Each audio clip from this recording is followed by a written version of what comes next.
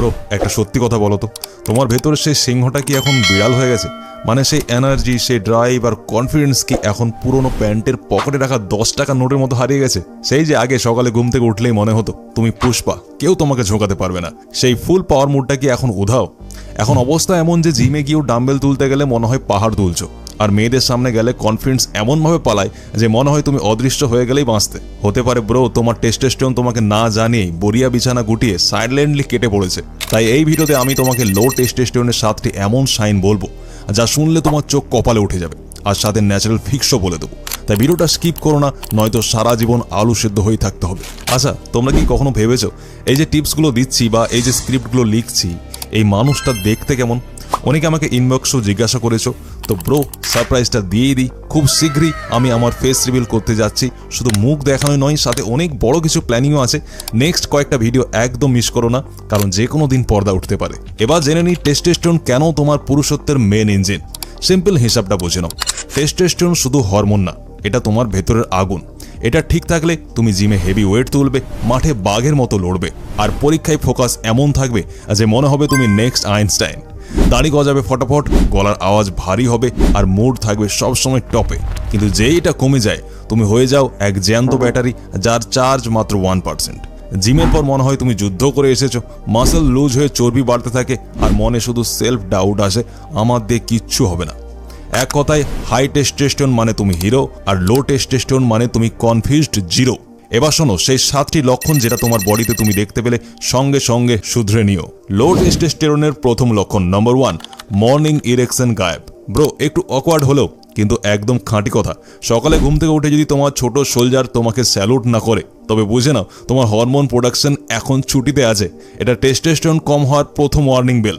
Number 2, জেতার ইচ্ছা শেষ, মোটিভেশন একদম জিরো আপনার মধ্যে। মনে আছে ছোটবেলায় লুডো খেললো তোমাকে জিততেই হতো।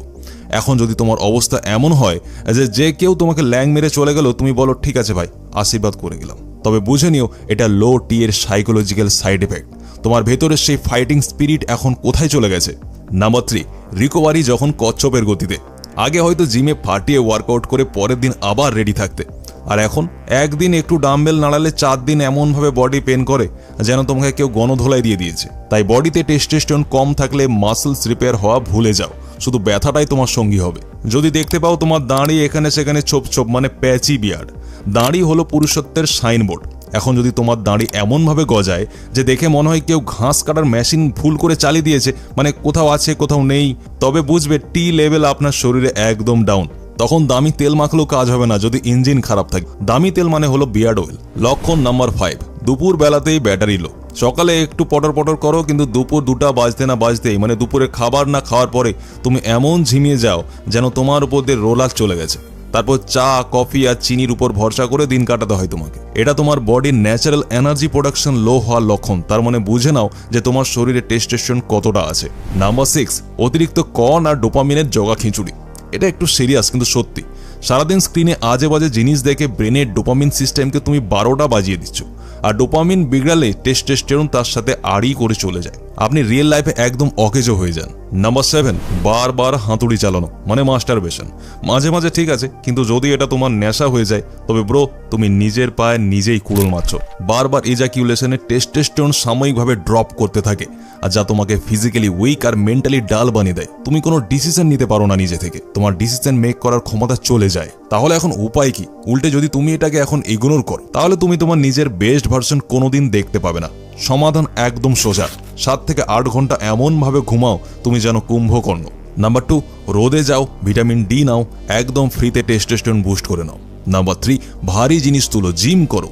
নাম্বার 4, ডিম মানে আন্ডা, চিকেন, পনির এগুলো খাও। শুধু ঘাস পাতা খেয়ে বডি হবে না কোনোদিন। যদি আপনি আপনার শরীরে আসল শক্তি চান, বডিকে ফিট রাখতে চান, চাঙ্গা রাখতে চান, শিলাজিৎ আমাদের বডিকে স্ট্রং বানায় আর স্ট্যামিনাকে ইনক্রিজ করে দেয়।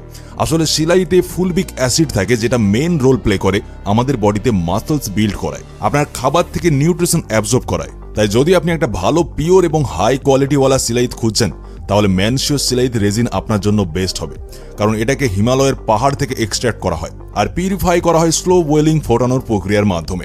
অনেক সিলাইত পাওয়া যায় মার্কেটে যেগুলো প্রপারলি ভাবে পিউরিফাইড নয়, কারণ ওগুলি তাড়াহুড়ো করে এবং ভুলভাবে গরম করা হয়, যার ফলে সিলাইতের ভেতরের গুরুত্বপূর্ণ খনিজ উপাদান বিশেষ করে ফুলবিক অ্যাসিড এবং হিউমিক অ্যাসিড নষ্ট হয়ে যায়। কিন্তু ওখানে ম্যানশিওরের সিলাইতে আপনি 72% ফুলবিক অ্যাসিড পেয়ে যাবেন, যেটা আপনার বডিতে কমপ্লিটলি ভাবে বেনিফিট দেয়।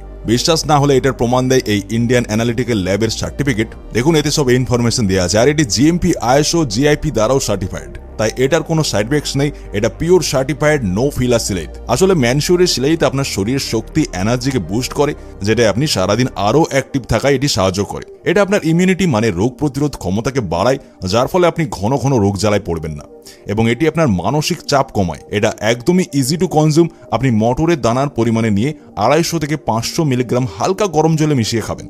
সারাদিনে একবার সকালে খালি পেটে খেয়ে নেবেন, তাহলেই হবে। তাই ম্যানশিওরের সিলাইট সার্টিফাইড পিওর রেজিনের লিঙ্ক আমি ভিডিও ডেসক্রিপশন আর কমেন্ট বক্সে দিয়ে দিয়েছি, আপনারা গিয়ে একবার অবশ্যই চেক করবেন। দেখো ভাই, সোজা কথা, লো টেস্টোস্টেরন মানে তুমি জাস্ট বেঁচে আসো, কিন্তু লাইফ নেই। যদি বাঘের মতো ফিরতে চাও তবে আজ থেকে লাইফস্টাইল ঠিক করো, 30 দিনের চ্যালেঞ্জ নাও, স্লিপ, ডায়েট আর ট্রেনিং ঠিক করো। মানে 30 দিন তুমি একদম ঠিক টাইমে ঘুমোবে, ঠিক টাইমে উঠবে, পরিষ্কার ক্লিন জিনিস খাবে, প্রোটিনযুক্ত জিনিস খাবে, আর 1 মাস পর আয়নায় নিজেকে দেখে নিজেই বলবে, আরে এই হিরোটাকে। ভিডিও ভালো লাগলে সাবস্ক্রাইব করো, আর না লাগলে তাও সাবস্ক্রাইব করে দাও, তোমার কি যায়। Thanks for watching.